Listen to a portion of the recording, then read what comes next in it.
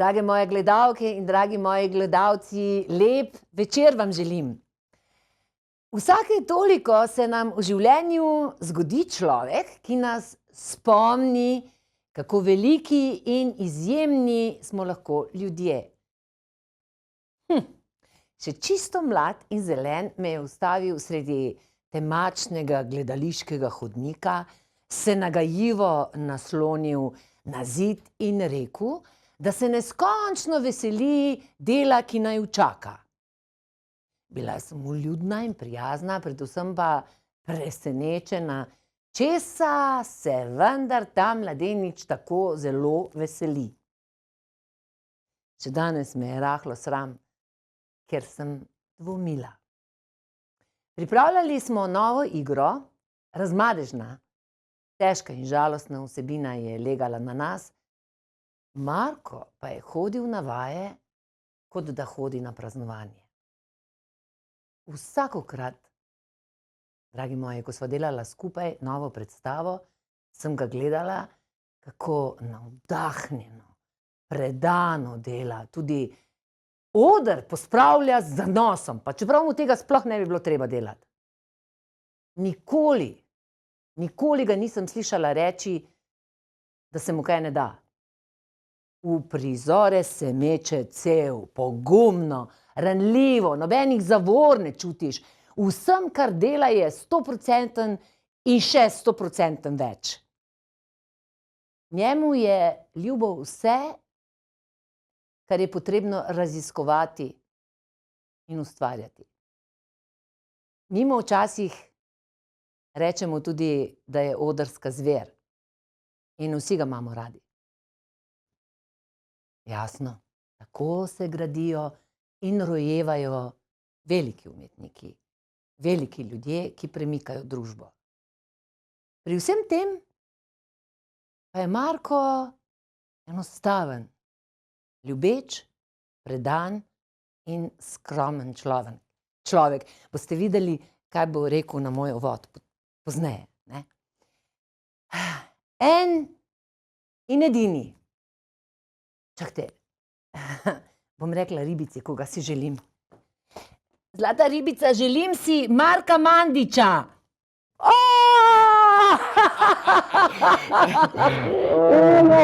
Ona je vedela, o kom sem govorila, a? Ja, jaz sem pa skozi smatral, da bi samo da bi srečal Zvezdano danes. Izvoli, sedi. Hvala.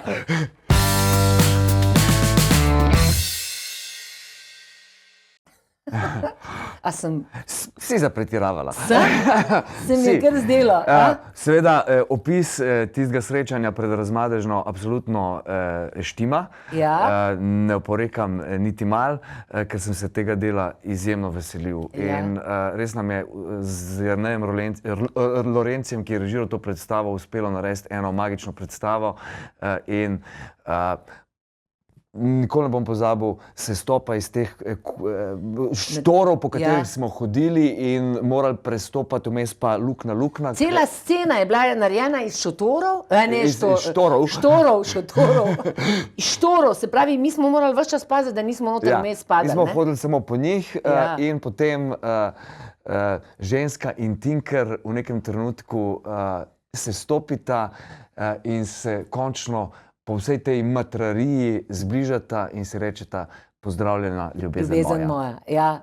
Od takrat naprej si ti moja ljubezen. Ti pa moja. Tako da, jaz se opravičujem, midva se tikava in seveda boste začutili eno posebno energijo, ki jo imamo ponavadi igralci med sabo, ker se poznamo in smo si v bistvu na nek način na trenutke bolj blizu, kot so nam najbližji ljudje, a ne? Ja, ker mi, ko delamo predstavo, je nujno, da se zaljubljamo v vse svoje sodelavce, da se zaljubljamo v material, s katerim se ukvarjamo intenzivno, recimo v gledališču 2 meseca, na snemanju pa včasih še dlje. In ustvarjamo v bistvu to kemijo, ki bo potem tudi te vsebine, ki jih mi tu pletemo med sabo, prenesla in skomunicirala do gledalcev. Ja, takoj sem zaslišala, a veš, tako si vedno mislim, vedno se postavim tudi, se veš, jaz se tudi pogovarjam kot igralka, ne, a veš, vedno poskušam slišati detajle, ne. In zdaj si rekel, naprimer, se zaljubljamo v drug drugega. Na to bojo vsi zdaj padali. Aha, kaj to je? A se vi zares zaljubite drug v drugega, ampak ti si rekel še nekaj drugega. Mi se zaljubimo tudi v material, Ja, ne? ja. In to je tisto, kar je bistveno, ne privatno, ne? Ja, absolutno ne. Mi se pač enostavno, zdi se mi, da največ naredimo, če nekako pozitivno pristopamo k temu, s čimer se ukvarjamo. In tudi, če je to neka najbolj temačna stvar, Ja. če stopamo v res grozne tolmune, ampak nekako moramo to ponotraniti, moramo spraviti v svoja telesa in si deliti to z drugim in biti pravzaprav neusmiljen, Ja. če so naši liki neusmiljeni, zato ker šele takrat lahko ustvarimo nekaj, kar bo presežno in iz česar se bo publika lahko nekaj tudi naučila. Ker se mi zdi, da hodimo in v gledališče, in v kina, in v galerije oziroma ali pa na koncerte, zato da nas nekaj butne, da nas nekaj zadane in da se iz tega, kar gledamo pred sabo, naučimo. Kot da nekdo namesto nas oddela situacije, ki nam jih potem skozi katere nam ni treba iti, skozi neke grozote ali pa nam ponudi umetnost tudi neke nove vzorce, modele, kako bi lahko živeli in da bi bilo naše življenje recimo boljše in svetlejše in srečnejše. Ali pa tako, naprimer, da ti, jaz se tebe tudi ne bom pozabila, zdaj, ko smo delali Marakijado, ki si igral ti tistega pokvarjenca, kako mu je bilo že ime? Bešner, ja. Tistega pa niti ne pravega kapitalista, ampak unega novoriš, ki je pokvarjen, ves je sluzast. Kakšen monolog si imel, se spomniš? In kako so ti oči žarele v tisti strasti, ki si se lagal in pretvarjal, ne? Ja, pač takšna je vloga, ne, in to od nas zahteva, da poiščemo ali vse, ali pa iz nekih drugih vzorcev pojavne oblike, ki bi potem čim bolj prepričljivo oziroma organsko špricnila iz nas. In to delo, ki smo ga delali, to je res ena ansambelska predstava, Nina Rajč Kranjac 5 ur je trajala, ne? Ja. je režirala in pravzaprav, mislim, tu šlo za ne vem koliko planov, ne? Nekaj se je dogajalo v spredju, potem zadaj, ni bila mrtva slika in ti bi lahko prišel predstavo gledati ne vem kolikrat in se odločil za nekoga, ki bi ga spremljal njegovo potovanje po odru in pravzaprav individualno zgodbo od vsake te osebe. In meni je bilo to super, kako smo tudi skupinsko kreirali te prizore, kako smo tudi včasih s pomočjo glasbe ali pa nekih repeticij oziroma ustvarjanja dogodkov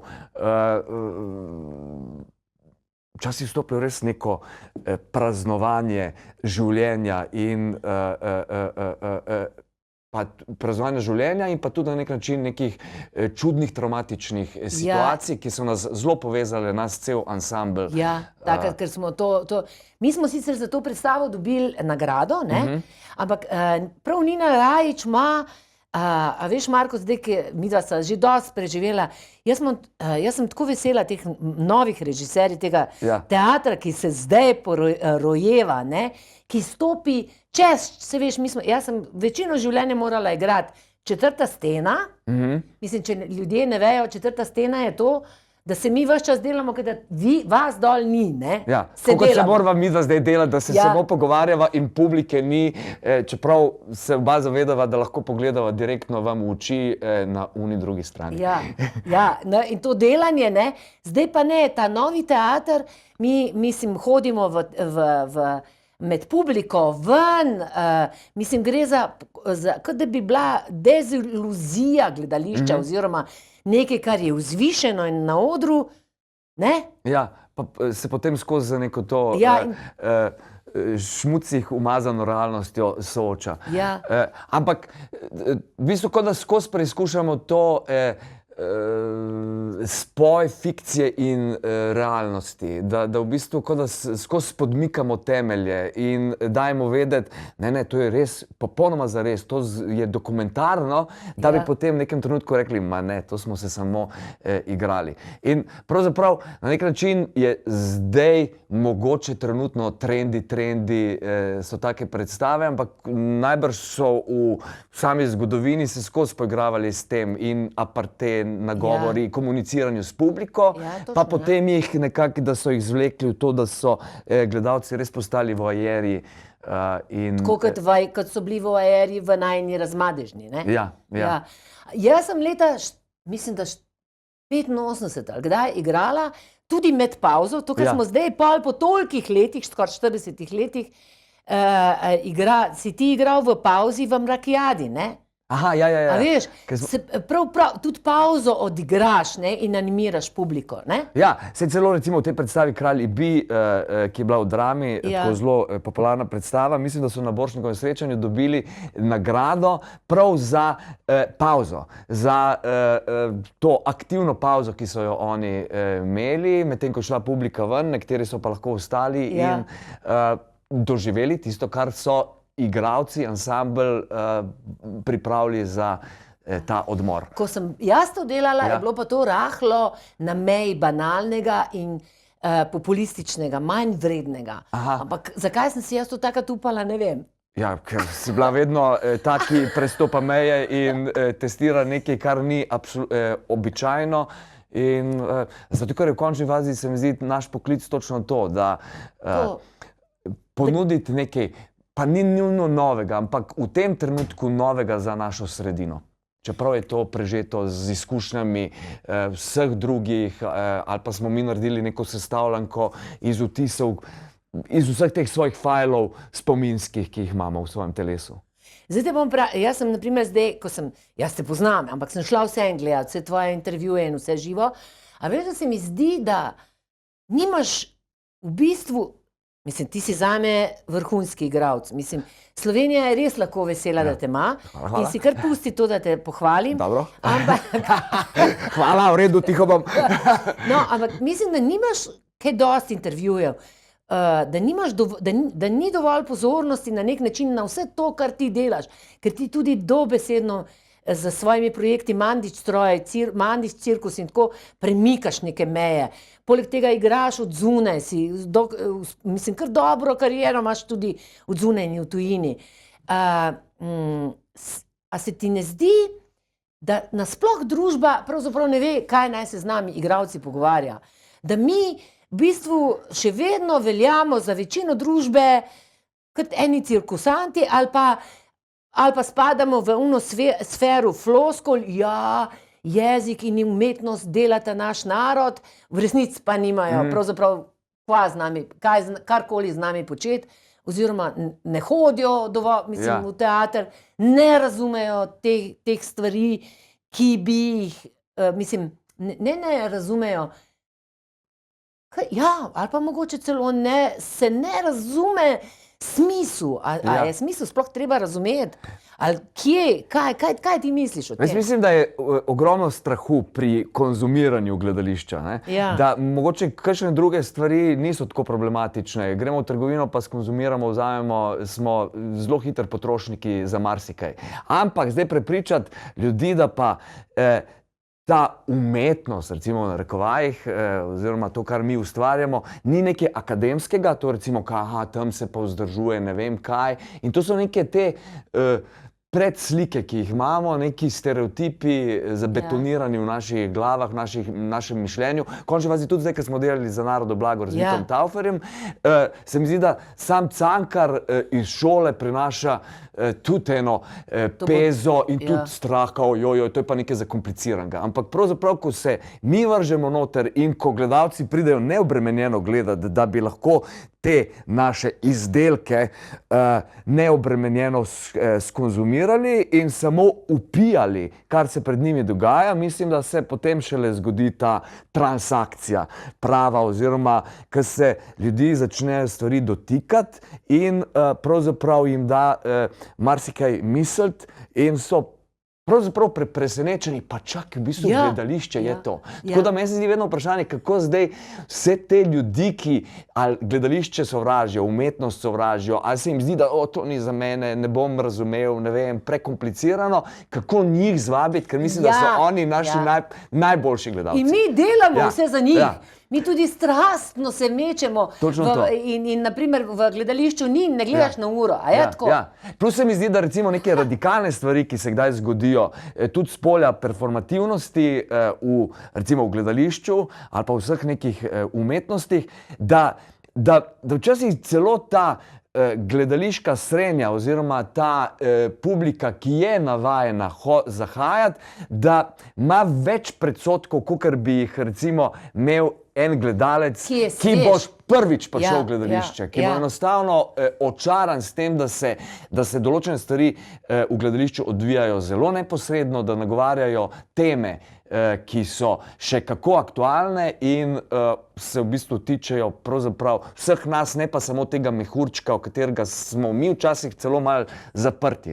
Ampak, a se ti ne zdi, da se tudi mi van sami zapiramo? Ja, absolutno. Točno to. Mi mislimo, da v bistvu včasih se mi zdi, da kakšne teme se nam zdi, pa ja, dobro, se so vsi ljudje mislili tako, ali pa se so vsi ljudje tako že osvobojeni določenih tabujev, klišejev, ampak pravzaprav ne. Mislim, stopiš v kakšno ulico, bolj levo, desno, pa ugotoviš, da je tam miselnost ali pa način življenja popolnoma drugačen. Pa še nekaj sem jaz tudi opazila, ko sem delala oddaje še prej. Naprimer, ko sem jaz hotela kakšnega kolega povabiti ali pa smo bili pred premiero in sem hotela povabiti celo ekipo, zato da bi ljudje videli, da bi delili to veselje, je bilo vedno, ne, jaz nimam kje za povedati, ne, mislim, tako, a veš, taka neki čuden sram pred javnostjo, v bistvu se pa na odru tudi slačiš in ne vem, kaj še vse delaš, a ne? Ja. Mislim, pravzaprav se skozi razgrinjamo, emocionalno, miselno, tudi fizično, recimo, slačenje ali karkoli, ampak, kaj pa vem, in res je to ta dubleta, da mi na nek način, mislim, pa skromni smo, v končni fazi tudi, ampak mogoče je to malo povezano tudi z karakterjem cele te naše deželice, ker tudi to se včasih pogovarjamo pri poklonih na odru. Jaz sem recimo absolutno navdušujoč ploskač. Rad ploskam, recimo, če nekaj vidim, se mi zdi, da z največjim veseljem sem hvaležen in rad ploskaš in pokažeš, da ti je nekaj všeč, ne? Da nastopajoči, pa zdaj s kjerkoli te umetniške branže so, da pridejo pred nas in da nekako sklenemo ta večer, ki je bil skupen. Ampak recimo se mi zdi, da kakšne druge nacije, ali pa tudi, ne vem, vidiš v operi pa baletu, da je to ta šlift, kako se to šlif in kako se to priklanja in kolikrat se pridejo pokazati, čist drugačen, kot recimo v tem našem dramskem gledališču, kjer se mi zdi, da smo tako bolj skromni, pa dajmo na hitro se opraviti, pa dajmo, a res bomo še enkrat. Ja. Ampak je to definitivno nek zaključek večera, neka sklepna misel, ali pa dejanje, kjer se izven tega, kar smo zdaj doživeli skupaj s publiko, mislim, da včasih smo šli čez neke zelo lahkotne, duhovite stvari, včasih pa čez traumatične, če gre za tragedijo ali pa nek, ne vem, miksaže.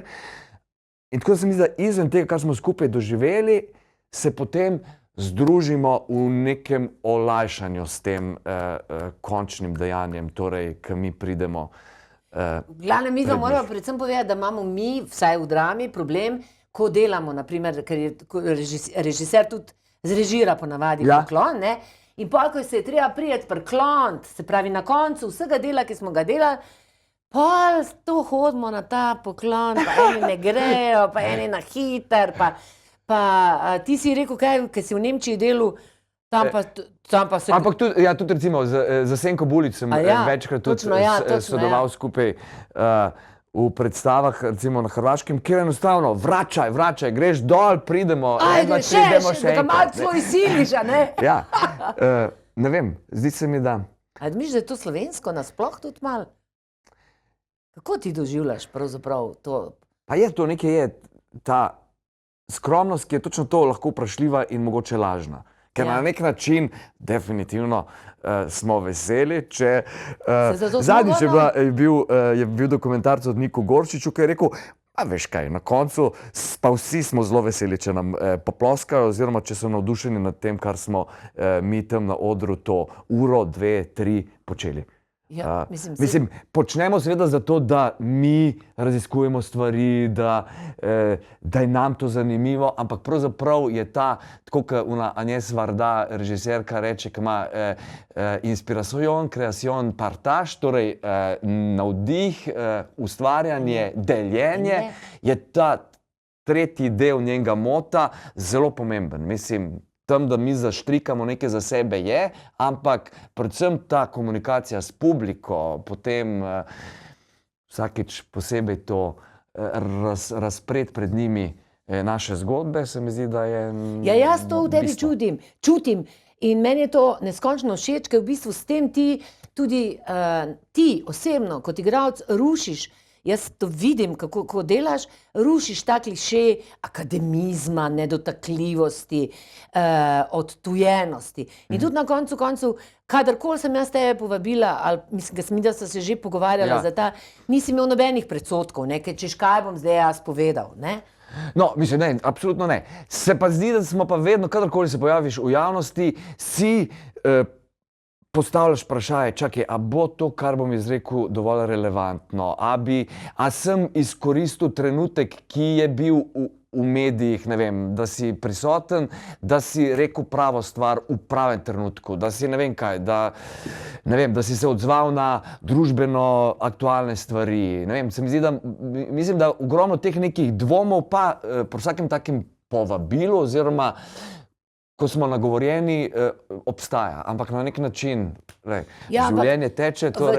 Včasih, kjer pa, to se pravi, na eni strani so dvomi, odgovornost, kaj boš povedal, na drugi strani pa govoriti, kar ti pade na pamet. Mislim, največje kozlarije vzeti človeku čas, uro, 2, da te bo poslušal same neumnosti, ne? Mislim, neumnosti, kako ti ne vem, mislim, a veš, zdaj je, naprimer, mene, kam zdaj na te podcaste vabijo, vedno bolj drzna vprašanja, kar se tiče moje privatne, seksualnosti, intimnosti in tako, kakor da to dela zdaj gledanost, ne, imaš na eni strani to, na drugi strani pa ta respekt, da boš kaj pametnega povedal. Torej, a se ti zdi, da mi zdaj kaj pametnega govoriva? Ne vem, to pa mislim, da bojo morali presoditi tisti, ki so na drugi strani. In potem, ko bojo sekunde in minute odštete, bova rekla, joj, kaj nisva rekla, pa še tega. Ampak jaz mislim, da je vedno gre za srečanje, za soočenje, ne vem, ker sva delala z Lejo Jurišič predstavo skupaj, to je bila 6-urna predstava, midva sva se vsakič pripravljala tudi skupno, zato da bova zdržala 6 ur, da bova lahko 6 ur v gibanju, torej skupaj sva se za to vzdržljivost pripravljala, potem pa vsak posebej tudi z materialom, ki ga bo prenesel to predstavo. In potem je šlo pravzaprav za srečanje 2 oseb v 6 urah in kam bo to šlo in kako se bo razvilo, kateri rekviziti bojo ostali nedotaknjeni, pa jih bova potem mogoče uporabljala v naslednji predstavi, katere ideje bojo spuhtele ali pa ne bojo imele mesta v teh 6 urah, je bilo pač vprašanje na nek način navdiha. Ker se mi zdi, da mi moramo imeti popoln plan za določene stvari in šele takrat se lahko zgodijo spontane stvari. No in tako na nek način tudi delam ta pogovore, tudi jaz se vse pripravim, neko istočnico imam in potem se tudi prepustim samo temu, tej najni energiji.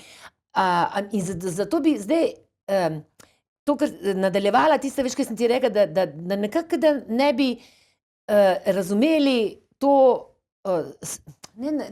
spet se bojim te besede razumeli, a veš, ker v hipu, ko jaz rečem razumeli, bo nekdo mislil, da jaz mislim, da kdo ne razume. Da kdo ne razume, da je neumen, ne? Mislim, se veš, mi se stalno, vedno znova vrednotimo po tem razumevanju. A se ti zdi nujno potrebno, da mi v gledališču vse razumemo?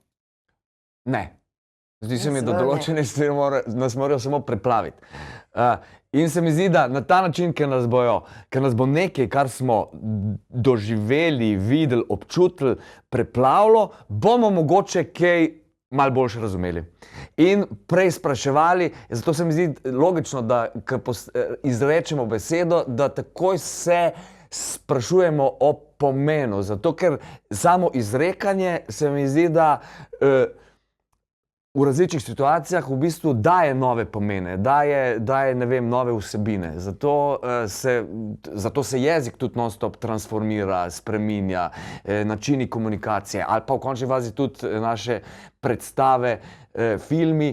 Torej, na kak način lahko te v končni fazi neke zgodbe, ki so stare, zdaj zapakiramo v nekaj novega ali pa originalnejšega za današnji dan. Mi smo se, na primer, za Narodov blagor, zdaj pri Cankarju, zmenili, da bomo uporabili Cankarjev jezik, originalen, težek, starinski jezik. A je tako, ne? In mislim, jaz bi rada tako približen, da en tak študij malo prikaževa, ne? Se veš, mene, mislim, največ vprašanj v življenju sem dobila kot igralka, kako se naučim tekst. Prosim, ti povej, kako se naučiš tekst, oziroma kako so besede važne, kako jih zlagamo skupaj, kaj so to lektorske vaje, kaj so to une vaje. Ja, torej, mi, ki imamo če delamo besedilo, torej najprej se ukvarjamo in z analizo, kaj to pomeni, in istočasno, kakšno govorno podobo bomo dali tem napisanim črkam. Ali bomo kratke infinitive. Ali bomo torej, ne bomo rekli delati, ampak bomo rekli delati, ali bomo pol, kako bomo še spuščali, ali bo to zelo pogovorni jezik, ali pa bomo celo ohranili to. Svoj privatni jezik. Ja, privatni, recimo dialekte, ali pa na nek način mogoče govorili res zborni jezik, ampak kljub temu, in to je bila tle domena pri Cankarju, da mi govorimo Cankarja takšnega, kakršen je bil napisan, ampak da mi to sodobno naredimo, da mi stvari pravilno usmerjamo in smo potem, ko smo ščrtali tekst, da smo videli, kaj ostane od tega, kaj je naša predloga. Že v bistvu tretji dan odigrali z besedili v rokah celo igro. Šli v prostor in torej uporabljali določene rekvizite, zato da smo mi nekako s telesi dojeli, kaj je vsebina, kaj je zgodba, kdo komu kaj. Potem se pa začelo treniranje oziroma senzibiliziranje naših inštrumentov, da smo vse to, vse te besede res nekako prežvečili in mislim, da je Majda Potokar enkrat rekla, da so te besede raj snedli oziroma risalni žeblički, ki jih je treba potem v svojih ustih spremeniti v neko žlahtno kovino. Tako. In v bistvu smo potem z Vitom, pri tem Narodovem blagru, zelo trenirali te dialoge, in to v najrazličnejših situacijah. V prostoru, na odru, v bifeju, zato da so nam tudi te različni prostori dali nekako različne spomine na ta tekst. A se ti ne zdi pravzaprav delati gledališče nekaj fascinantnega? Mi uporabimo vse možne komunikacijske kanale, se pravi glas, telo, pot, von, sluh, energijo, občutke, vse. Mi lahko vidimo, kako naprimer se postavimo z istim tekstom v drug prostor in mi s tem eksperimentiramo in se učimo, a ne? A ni to fenomenalna, pravzaprav kaj jaz vem, polje raziskovanja samega sebe? Ja, in pravzaprav imajo gledalci možnost v gledališču doživeti točno to, še von, česar recimo v filmu ni. Mislim, doživiš zraven vonje drugih ljudi, ki s tabo gledajo predstavo, ampak tu lahko pride, predstavo, film, ampak tu pride tudi nekaj z odra. Saj včasih so kakšne predstave, ki se prav stremijo. Kuha, pri Markijani smo to počeli. Tako da ta senzoričnost gledališča se mi zdi, da je tudi zelo pomembna. In enkratnost. Vsak večer ekskluzivno, ker nobena predstava ni ista. Ampak ne v smislu, da bi mi spreminjali koncept ali pa tekst, ampak energija, ne? Kada imamo neko strugo, ampak zdaj, kakšna bo moč te vode, ta večer je pa različna. Kje se boš ti, na katerem robu reke se boš, ki teče mimo, ustavil je samo zate. A ne? A se to... Tega se pravzaprav premalo zavedamo. Premalo se zavedamo, ja, da je to minljivo. Ampak nas to se mi zdi tudi na nek način hrani, ker je jutri lahko popravni izpit, je čudno reči, ne? Ampak najbrž neka... Naslednja vaja, naslednji korak. Neka dognanja ali pa nekaj, kar smo ta večer izkusili, lahko jutri že preoblikujem v nekaj drugega. Zato je včasih tudi dobro, da če je dolga pauza, si najbrž mi kaj tudi zapišemo, rečemo, tam bi bilo treba poskusiti še nekaj, še to stestirati. Če pa ostane v telesu, recimo do naslednjega večera, se pa to po neki avtomatiki samo dogaja. Kje ti zagrabiš ponavadi svojo vlogo? Skozi telo, skozi analizo? Zelo različno. Zelo različno? Najbolj vesel sem, da ko preberem, da je kakšen prizor, pa če je to čist mini košček, ki se me čustveno dotakne. In potem vem, da recimo, tam je... Pa imaš kompas, ne? Oziroma vem, da tam iz tistega se bo lahko razraščalo naprej. Ful me je na začetku obremenjevalo, ker sem mislil, da je treba gledati zelo linearno, ali pa sem bil mogoče priča kakšnim predstavam, da sem sodeloval, kjer smo šli tako zelo od prvega prizora, tako postopoma, cak. In mi je pol pri režiserjih in režiserkah, ki so mi pokazali ta fragmentarni pristop k delu, to neke vrste kolažiranje, sem bil svobodnejši pri tem. Zato, ker se nisem zabetoniral s tistim, kar na začetku, in če nisi zagrabil na začetku dober, pol bo šlo narobe naprej, ampak tako se mi zdi, da tako, ker smo mi tudi sestavljeni iz različnih teh oblik, stanj, jih potem pač skombiniraš. Tako, ker recimo včasih tudi se pri filmu nam zgodi, da najprej snemamo eno sceno, ki se recimo zelo bojimo, ker je zahtevna fizično, psihično, ne vem, ful je treba investirati nekih čustev. In pravzaprav bi jo najraje odmaknili daleč stran, pa rekli, ne se ta zgodi na koncu snemanja, ampak... Ti jo pa snemaš prvo. Prvi dan. Ampak se mi zdi, da se včasih s tem zgodi prav nek potreben krst vloge in samega snemalnega procesa. Kada s tem, ko si bil vržen v ta ekstrem, da si prisiljen najti to vlogo in jo kar začeti živeti in se vedno obrestuje to. Jaz sem tebe gledala, ti se mečeš in ti si s tem, jaz sem se metala nekoč, pa sem se pa nekako zelo nazaj potegnila, pa sem pa gledala tebe, kako se ti meti. Ti si res pogumen, ti se kar vržeš, a ne? No, hvala enako. Mislim, res, ampak ampak resno, točno zato se lahko mečem, oziroma zato, ker sem videl to pri malo starejših igralkah in igralcih, kakšen je pristop k delu. Da se treba, mislim, da tu ni neke rezerve. Zdi se mi, da to preračunljivost, to bom malo kasneje, moram se še pripraviti, pa bom potem pokazal, lahko da tega potem nikoli več ne bo. Mislim, današnja vaja je tu in zdaj in je to pravzaprav premiera. Vsaka vaja je in mislim je praznovanje in v bistvu danes in nikoli več. Ja, mislim, vedno bolj, zdaj, ko se s tabo pogovarjam, še bolj vidim to dimenzijo tega gledališča, ki je res svet v malem. Same te, ki se jih tudi v duhovnosti učijo, da je življenje pretočno, da je treba živeti v tem trenutku tukaj in zdaj.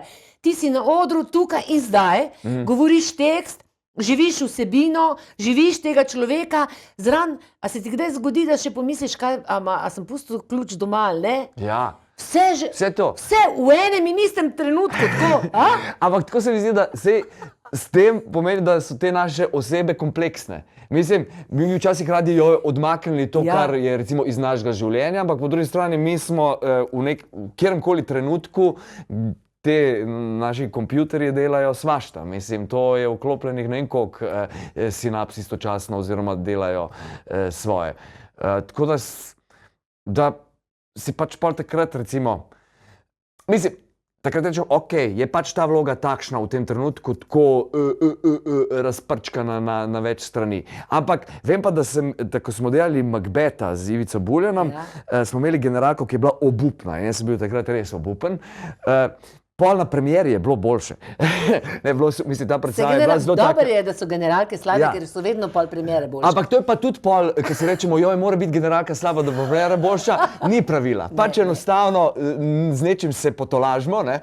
Ampak recimo takrat sem,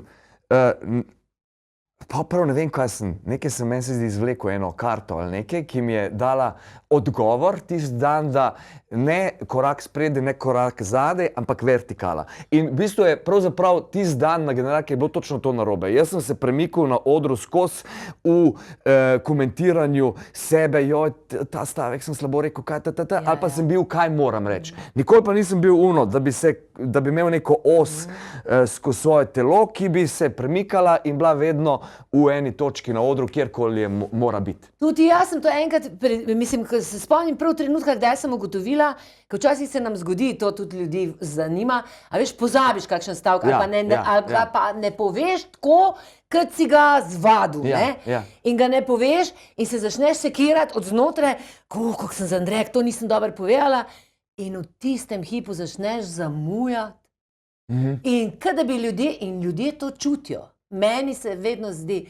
Tako da jaz, odkar delam, odkar to vem, ko naredim napako na odru, grem tisti hip naprej. Napaka je ostala tam in gremo naprej. Ampak to je v življenju tudi to je življenjski zakon, mislim, to je življenjska modrost. Ja, kada v bistvu gledališču, recimo, je nek svet v malem, v bistvu simuliramo ta zunanji svet in se preizprašujemo neke modele. Ampak dejansko živiš, če se začneš na odru sekirati, kako nisi dober naredil, mislim, naslednje stavke zamujaš in sploh nisi v trenutku, ker moraš biti v trenutku. In se odzivati na to, kar je to zanimivo, ta igralski stroj, ne? Mi smo delali 2020, o stroju se bova še pogovarjala, ampak zdaj na drugačen način 2020 in jaz sem tam videla, kako si ti navdušen. Mi smo tam Hararijev tekst odkrivali, mislim, zgodovino in kako zdaj in kako bi lahko bilo. Ti si bil, mislim, se spomnim, kako si bil navdušen nad temi stroji, kako bo to vse to. Se spomniš, mi smo se pa zgražali nad tem, kako nas bojo stroji. Eni smo se zgražali, ne? Tebe pa to ne moti, kako ti to vidiš? Ti tako vse na pozitivno vrneš. Mislim, včasih ne. Vsega se ne da čisto na pozitivo, ker so kakšne stvari katastrofalne. Kaj se da, pa kaj se ne? Ja, recimo, mislim, da vojne trenutno, ki se dogajajo, ne moramo na pozitivno. Mislim, to je absolutni minus za celo našo civilizacijo oziroma za vse, ki to proizvajajo in ki ne naredijo tem stvarem konec. Se ti spomniš, na 2020, a si se ti zmislil tisti prizor z netopirji? Zmislil sem si zato, ker sem dobil za nalogo, ker mi smo, Ivica Bulen je to režiral, predelovali smo 3 knjige od Hararija. Homo Deus in 21 napotkov za 21. stoletje. In smo v bistvu potem žrebali posamezne dele, ki smo jih mi morali prezentirati. In jaz sem pač dobil en kos besedila, kjer je bila tudi zgodba o netopirjih, kako imajo oni, zdaj sem že malo pozabil, ampak oni si vračajo, torej ti takrat, ko nimaš dovolj krvi, mislim, da ti en posodi in potem mu točno, vsaj ta vrsta netopirjev, ki jih je on opisoval, vrne točno to, kakor je bilo sposojeno, brezobrestno posojanje. In on to komentiral v povezavi z bankami, v povezavi z dobičkom, s kapitalom in vsemi temi stvarmi. No in mi smo potem za uprizarjanje tega prizora takrat letali med publiko. Mislim, neke vreče smo prinesli, pa smo imeli krila iz teh plastičnih črnih vreč in korona se je zgodila. Premiera je bila 2020, marca 14. bi morali igrati tudi še predstavo s tem prizorom teh netopirjev in je prišla korona. Ampak mi smo imeli tudi v tej predstavi en del, ki se je v vsaki predstavi spreminjal, ki je bil v bistvu dnevno aktualen, glede na to in smo tam v tem delu poročali o določenih stvareh iz časopisja, oziroma iz časopisja posredno. Točno, jaz sem brala. In smo v bistvu pravzaprav vse to, kar se je dogajati začelo v zvezi z Covidom, najprej v Wuhanu in tako, upletali v predstavo. In je bil to en del, torej so te netopirji dobivali vedno več dimenzije. Ja. In se spomniš, ko smo brali, koliko ljudi na svetu naredi samomor, ko te številke začneš gledati, kar naenkrat začneš svet drugače gledati. Koliko ljudi je danes, 3 milijone, več kot 3 milijone ljudi ima danes probleme z debelostjo. Ne, umre zaradi debelosti in tako. Mislim, tam sem jaz tebe tudi videla, ker si prej rekel, kako mi smo žrebali poglavja, jaz sem dobila industrijsko revolucijo. Ti si dobil kaj že? Ti si dobil to? To sem dobil sem pa tudi neke zvezi s stroj oziroma z nekim te roboti pa neke take stvari. In jaz se spomnim, jaz do takrat, če nisem delala z Ivico, Ivica je tudi zelo fenomenalen režiser, ki ti pusti, mislim, in zaupa. In smo morali pripraviti prizore in meni se sanjali, ni kako to le naredim. In se spomnim, ti si bil prvi, ki si, in sem rekla, jaz sem počakala, da bi videla, kako to sploh izgleda, kaj ne naredim. In si bil ti prvi in si se vrgel in se spomnim, neke škatle si nosil gor. Ja, kako si to, a zato, ker si že z njim delal, ali kako si to upal, kaj ti je takrat v glavi delal? Ja, definitivno zato, ker sem z Ivico delal ogromno predstav. Mislim, da je bila ta takrat 20. ali pa 21. Predstava? Ja. Pač imamo dolgo zgodovino od Medeje materiala, ki smo jo delali takrat 2003, Ditka Haberl pa Senka Bulič. Pa jaz in sem zelo vesel, da me je povabil k sodelovanju, zato ker sem se s tem delom z njim naučil ogromno oziroma spoznal ogromno nekih novih sodelavcev in tudi vsebin in pristopov k delu.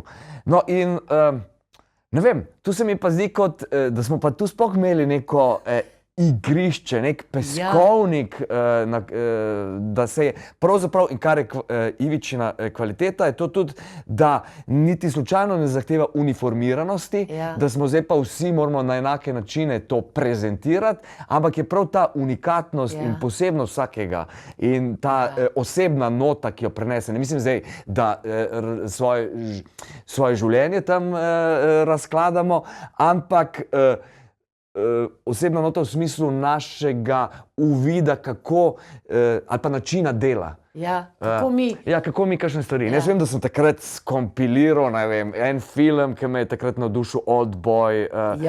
Potem ta spomin na škatle iz Kusturičevih filmov. Ampak te škatle so tudi bile nekje omenjene v Parharariju. Gledam, tako en tak melonž. Mislim, da je bila ta prezentacija zelo dolga, ampak ti si užival? Mislim, in tudi se mi zdi, da je bil cel tisti dogodek v redu, da niste vi ravno trpeli. Ne. Mislim, jaz sem gledala debelo in takrat sem tudi videla še nekaj, ne. Barvice, listki, to je tudi ena tvoja strast, ne? So, ta likovnost, recimo. Ti stalno nekaj to, ne? Našega početja. In prav smo imeli, v bistvu, mi, ko smo brali skupaj, smo potem imeli neke bele papirje in smo konstantno zapisovali, delali miselne vzorce in to potem lepili po tej vadbeni sobi v Cankarjevem domu. In v bistvu se mi zdi, da ta proces, tudi zato, ker je bila koprodukcija med Mestnim gledališčem, Cankarjevim domom in Dramo, je bil zato še toliko bolj vreden, ni bila prva tovrstna koprodukcija, zato ker se srečamo ljudje, ki drugače ne delamo skupaj. In se nekako ravno se radi srečamo, ne? Radi se zmešamo. Ker se oplajajo potem te različne, različni pogledi. No, ampak zdaj, če nadaljujeva, naprimer, stroj, tam smo poslušali Bacha, ki ga je napisal, se spomniš, ki ga je napisal računalnik in originalnega Bacha, se spomniš? Takrat sem jaz prvič videla, da ni razlike, da jaz je ne slišim. Aha, točno. Se spomniš? Ja, to je. Jete imela in ta prizor, ne? Jete, ja. In ti si, in pa se spomnim tebe, ki si tako navdušeno razlagal o tistem mestu, v nekem japonskem mestu, ki si to prebral, ki se z nekaj pržge, pa se tam pržge, pa se že kuha, pa se že jajca pobirajo. Se spomniš, ti si navdušen nad tem, a? Sem navdušen, ampak jaz sem pa istočasno predpotopen, mislim, ne razumem ne tehnologije, ne vem, kako to deluje. To so mi vsa neka čuda. Jaz sem tudi do nedavnega, zdaj že ne vem več, da sem presedlal na pametni telefon, imel glupi telefon, ki mi je bil pač z mano moj partner 13 let, in potem, ko me je zapustil in sem pač presedlal na najnovejše. Pa boss si ponavadi, jaz mislim, da boš danes boss prišel. Ja, no, sem boss. Boso nogo v butev imaš, ali kaj? Ta ni bosonoga, imam rad uno bosonogo pač brez neke pete pa tone. Bos pa sem velikrat na vajah, torej če mi ne dodelijo ravno kakšnih čevljev, ki pa so za to vlogo zelo primerni, pa jih začenjam zelo vestno nositi. Tudi če se tiščijo, ne? Ja, samo zato, da nekako, ker se mi zdi, da ti ta obutev, ko stopiš v neke druge čevlje, se mi zdi, da ti to že da ogromno tej osebi, ki jo igraš. Tako se mi zdi, da pač to reklo, kostum je pol vloge, jaz kar verjamem v to, ne. Ja, in tudi uživaš v tem, ne? Ampak recimo, ampak hočem pa reči, da mi je pa super biti bos, da ima noga prostor, da imajo vsi prsti dovolj prostora. Jaz imam neko tako lopatasto nogo in... V bistvu si prizemljen, ne? Ma ne vem, če sem, mogoče, ampak... In potem sem v nekem trenutku, tudi poleti sem zelo velik bos, ampak v mestu mi je bilo tako malo nerodno. Vem, da sem takrat, ko sva s Firstom študirala 97. v New Yorku, hodil vsake toliko časa, tudi tam bos, pa celo v New Yorku, ki je vse mogoče, so me malo čudno gledali. Potem sem pa ravno, ko smo Požige z Nino Rajić-Kranjac vadili, tako je bilo vroče vse posod, pa sem šel iz Drame, sem rekel, ma ne bom se obul. To in sem šel lepo v Ljubljano, bos in zdaj pač, če se da, hodim tudi razen če me ne zebe, hodim tudi bos poleti, no. In nikjer mi niso težili, razen enkrat v Zadru na banki, ker me niso spustili noter bosonogega. Ne vem, očitno bi oskrunil njihovo svetišče. Ampak v bistvu si ful, imaš rad, si telesen, ne? Je tvoje telo stroj, ti si naredil celo predstavo, Mandić, stroj. Mislim, kjer včasih na trenutke se mi je zdelo, da se boš raztreščil samega sebe. Ja, mislim, to moram predvsem biti hvaležen Bojanu Jablanovcu, umetniškemu vodju in režiserju gledališkega projekta Via Negativa, najprej, da me je povabil zraven v to performativno raziskovanje, kjer smo začeli s tem stran od dramskega gledališča, stran od tega, ampak mi smo avtorji, mi smo izjavljavci. In najprej smo 7 let delali predstave, vsako leto ena predstava na temo smrtnega greha.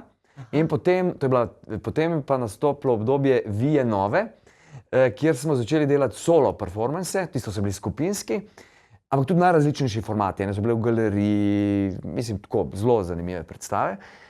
Tudi vedno smo preizpraševali vlogo publike, sodelovanje s publiko. Recimo v eni Bi ne bi smo najprej se je začela tako, da se je začelo z zabavo. Torej, muzika, ena od igralk Barbara Matijevič je pela portugalske pesmi, Šampanjci, jagode in to. In mi smo nastopajoči, kasneje nastopajoči, v bistvu spraševali publiko, z njimi plesali pa to, če bi sodelovali z nami v prizorih. Torej smo nekako iskali privolitev za sodelujoče, ta consent, ne. In ko smo zbrali torej vsi svoje sodelujoče, svoje partnerje za prizore, smo to na tem partiju, minglali na partiju, in potem se je šele predstava začela, publika se je usedla in za prizore smo potem povabili te, s katerimi smo bili dogovorjeni, da z nami sodelujejo. No torej, zdaj, da skrajšam, v bistvu 7 let, pa smo pa iz teh materiala, ki smo ga nabrali na vajah in teh predstavah, začeli delati te solo predstave in ena izmed teh je bila tudi Mandić stroj, kjer v bistvu jaz kolažirano grem citatno skozi koščke vlog, ki sem jih odigral do leta 2010. In torej tam je, zato da sem torej z nekim, ta zgornji del oblačila sem zamenjal, te so bili originalni kostumi in tudi je bila naloga, da jaz vstopim v telo in način govora tiste vloge. Za tisti kratek odlomek. Koliko si jih takrat odigral? 37 vlogec. 37, ja. Pač menjal. In tam sem v bistvu nagovarjal, ker partnerjev iz originalnih predstav ni bilo, sem nagovarjal pravzaprav gledalce in izbiral partnerje tu, nekim tem konkretnim očem. In to je bilo izhodišče, zato ker te konkretne oči so vsakič druge, tudi je ta neposrednost še toliko večja. In v bistvu sem hvaležen za to, da pač takrat je ta naslov tudi nastal Mandić stroj, mal inspiriran z tem Hamlet mašine, ne? Ja. Torej stroj Hamlet. To je bil Jablanovčev predlog, da je to. In potem je to ratala že kar neka franšiza. Torej, potem še predstava zdaj Mandić cirkus, kjer ne gre več za citatnost teh vlog. Torej, po 10 letih sva naredila novo predstavo, kjer gre pa za en pravzaprav ples oziroma udejanjanje telesa z zaletavanjem v steno, ki je bila najprej oder, ki se je postavila, torej oder, tehniki pridejo, postavijo oder, iz tega odra naredijo steno, v katero se jaz zaletavam in pravzaprav brišem vsako vlogo sebe in s tem prežigam tudi te napise, video napise, kjer so naslovi predstav. Tu je pa šlo za to, da sva pa potem iz teh koščkov vlog sestavila en monolog, ravno tako, kot je tam tudi sestavljen, ampak ni šlo več za to, da jaz vstopim v različna telesa, v različne moduse govorjenja, ne vem, take, mislim, govorim seveda besedilo, ni šlo več za to, da točno ponovim uno vlogo, ki si jo igral, ampak v bistvu, da iz tega materijala, iz vsega tega, kar se je naložilo v tem telesu histeričnem, kot se vidi, ne, ko zdaj tu skos neke malo, vse to neumirjene, čeprav to tudi znam, kdaj biti pri miru. Da torej iz vse to, kar se je nabralo v telesu, nekako pulzira, prihaja ven in se v bistvu raztrešča in se transformira v neke ekstreme. In to nam je pa točno ta naslov Mandić cirkus omogočil.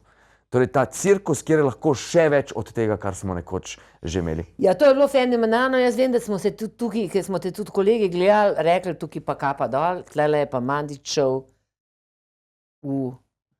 Se pravi, če se me, mislim, kako bi rekel, ti si šel tukaj zajel pravzaprav vso to našo, mislim, vso igralsko umetnost v bistvu v tem golem telesu, ne, ki se meče v to steno in slišiš stavek, ne razumeš ga in pa rabiš 10 minut, da sploh dojameš, kaj ti počneš in mislim, to je fascinantno.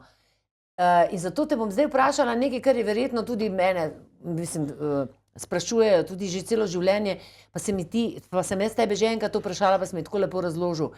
Naprimer, mene je sram biti na odru gole, oziroma jaz imam predsodek, ker ko sem bila mlada, so hoteli, da bi bila gola, da bi me izrabljal. In od takrat naprej sem jaz v bistvu, na nek način mi je težko, bi mi bilo težko biti gola, ne? Ti nimaš s tem problema, ampak ti si meni to tako razložil, lahko to enkrat, a veš, tako iskreno in jasno, kva mi s to goloto in s tem telesom, zakaj imamo mi take probleme, oziroma ti tega nimaš in je to ganljivo gledati. Golota, telo, oder, sram, ne sram. Mogoče delam točno zato, da sem sebe osvobodil sramu, kar se tiče svojega telesa, in zato, da s tem mogoče dam komu, oziroma da se s tem nekako gledališče, v katerem jaz to uporabljam kot sredstvo, ali pa tudi v filmih, nekako kaže drugim kot možno osvoboditev. Mislim, zdi se mi, da recimo že ena stvar je, ker se pa zalotim večkrat, ko grem lulat, recimo, recimo ali v pisoarju, ali pa kdaj za kakšno drevo, da ne vem zakaj ta ramena skrijem. Mislim to, ampak to je očitno neka zaščita, se rečem, pa čakaj, mislim, pet lulat pa je, no. Tu se mi zdi, da to so neki vzorci, ki jih imamo v sebi. Mislim, recimo ta golota, jaz ne vem, kaj sem sicer takrat te povedal, da je... Verjamem, da ne, ampak rekel si mi, se spomnim, da golo telo je nekaj najbolj naravnega in ko se igralec sleče na odru, da pol je res je. Točno to. In zdi se mi, da je to, kada je to, mi smo prišli na svet goli in tudi večinoma, ko umremo, so neke tradicije, kjer je treba to mrtvo telo umiti, torej oziroma slečejo telo zato, da mu dajo ta svečana oblačila, v katerih bojo truplo ali sežgali ali pa potem pokopali tako, kakršno je. In se mi zdi, da je to ta osnovni kostum, ki ga imamo, golota. in na nek Osnovni način, kostum, ja. in na nek način je tam naše izhodišče. In točno to, mislim, takrat smo res lahko vse. Smo lahko močni, ranljivi, dotakljivi, nedotakljivi. In kar mi je zanimivo pa iz igralskega stališča, je pa to, da to isto telo, kakršno je, lahko dobiva različne pojavne oblike. Torej, da tudi z istim telesom na nek način lahko naseliš ali pa v isto golo telo lahko spustiš najrazličnejše duhove. Zle ali pa zelo dobre. To. Ampak predvsem se mi zdi ta osvobajanje sramu. Jaz ne vem, jaz sem pač imel neko taka pot je bila, da sem najprej pri Vladimirju, ker sem prvič bil go, je bila to funkcija, ker je bila realistična scenografija, ta vloga Aleš, ki sem jaz igral, se tam tušira v prvem prizoru in takrat sem vse naredil za to, da se nič ni videlo. No, mislim, ampak videlo se pa je golo telo. In potem naslednjič, ko sem delal z Janezom Pipanom Uršulo, izjemen tekst Howarda Barkerja, tam ta Lukas obseden z Uršulo, zaljubljen, preplava delto reke, zebe ga, zima je in potem ima monolog, kjer se on pogovarja s svojim Lukasom. Torej, zdaj, če prebereš besedilo, je logično, da ta tip ni v spodnjih hlačah, ni preplaval, ampak da se je v vsej vročici zimske noči slekel, vrgel vodo in šel na drugo stran iskat to svojo Uršulo in potem komentira, a sem jaz res nor, nisem nor. Torej, ko smo se odločili, da želimo, da bi jaz bil gol, je moja naslednja naloga bila za igralca, kako sebe pripraviti oziroma ta inštrument privaditi na to, da bo najprej, da bo gol. Mislim, najprej sem vadil v spodnjih hlačah, potem pa prišla mislim, da teden dni pred premiero, ker sem dal te spodnje hlače dol in se mi je zdelo, budala, Mandič, niti igrati ne znaš, potem se pa še slačiš. Ampak definitivno v unem tednu do premiere sem to nekako oddelal s temi stvarmi. Greva zdaj, a je teater blef? Je in ni. Definitivno je blef. Kavel 22, ne Catchland tu, ne, ja. Absolutno, mislim. Jaz mislim, da je izhodišče to, da začnemo blefirati, da bomo potem v to igrico popolnoma padli in verjeli sebi in drugemu. Ampak to je v bistvu isto kot življenje. Ja. Mislim, zdi se mi, da to poigravanje z neresničnostjo je skozi tu. In se mi zdi, da šele tako lahko naredimo korake naprej. Kaj pa, lahko so vsi ljudje igravci? Ali je, kaj nas dela igravce, ene pa ne igravce? Igravce nas dela, se mi zdi najbrž to, da smo v nekem trenutku osvojili določene veščine. Zdi se mi, da recimo ena predstava lahko ima, je lahko sestavljena iz ljudi tudi, ki niso igralci. In potem ta umetniški izdelek absolutno štima. Ampak v osnovi to, da mi tam pred drugimi nekaj uprizarjamo, se mi zdi, da pa tako kot najbrž v starih unih šamanskih časih, je to tudi bil en tip, ki je bil, ali pa tipinja, ki sta bila sposobna se vreči v nekaj oziroma odigrati, odblefirati za te, ki tam gledajo, ali zdraviš koga, ali karkoli delaš, zato da si ti padel v nek trans. Torej, si se moral pripraviti do nečesa, kar oni tam, ki opazujejo, v tem trenutku ne morejo narediti. Mogoče jih pa lahko to spodbudi, da se bojo začeli teh istih veščin učiti. Ne vem. Pač mi moramo zato, da smo sposobni izgovarjati to, kar izgovarjamo na odru, svoja govorila, obvladati partituro, ki si jo naredimo. In tudi vstopati v druge čevlje. Ja, vstopati v druge čevlje, ja. In se v bistvu ful ukvarjati. In to je tudi v življenju, v privatnem življenju zelo pomembno, da znaš stopiti v čevlje drugega in pol nehaš obsojati. Zato mi igravci. Ali pa tudi na nek način tako, kaj sem, da je ta spoj dveh krogel, sam tu na eni točki, da ti v bistvu si sposoben tega drugega opazovati, ne zdaj niti, mislim, ali se potopiti popolnoma vanga, pa mislim vse te probleme prevzeti, ali pa samo enostavno biti tu, stikati in nekako krožiti v, ne vem, tako se jaz predstavljam, da je tudi možno, no. In da s tem nekako ohranjamo ne ohranjamo sebe, a v bistvu sebe bogatimo z vsemi temi drugimi, ki so okoli nas in jih pustimo, jim pustimo, da so čim bolj celoviti. Ja. In v bistvu, ne vem, zase vzamemo od njih to, kar potrebujemo in kar nas navdihuje. Tako da bi non-stop iskali nove in nove maternice, v katere gremo, pol se tam naučimo stvari, ki jih rabimo. Kako je dobro s tabo debatirati.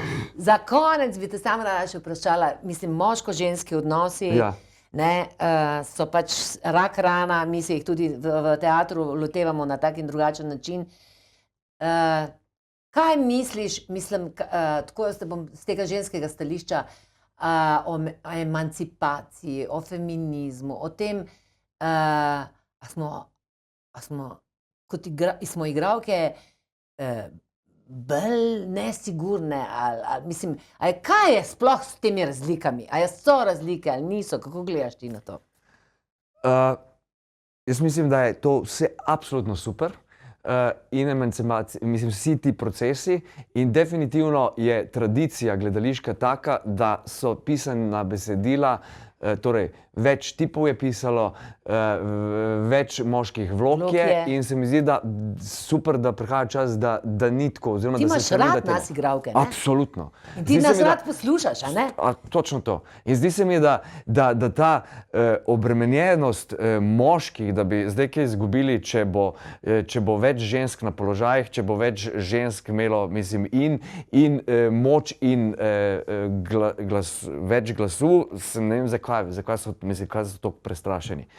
Ti nisi prestrašen, ne? Ne, mislim, ne vem, mogoče, pač ne. Zdi se mi samo, da enostavno, da je to tudi absolutno sovražim deljenje vlog in to stereotipnost. Mislim, seveda vem, da mi smo različni, ampak se mi zdi, da smo na nek način, če se določenih stvari lotimo, lahko vsi sposobni nekih in opravil in tako da mi je bullshit, recimo, ker se govori, da mati daje to, oče daje to. Recimo že tej osnovni delitvi. Oče mora biti, ne vem, mora predstavljati neko,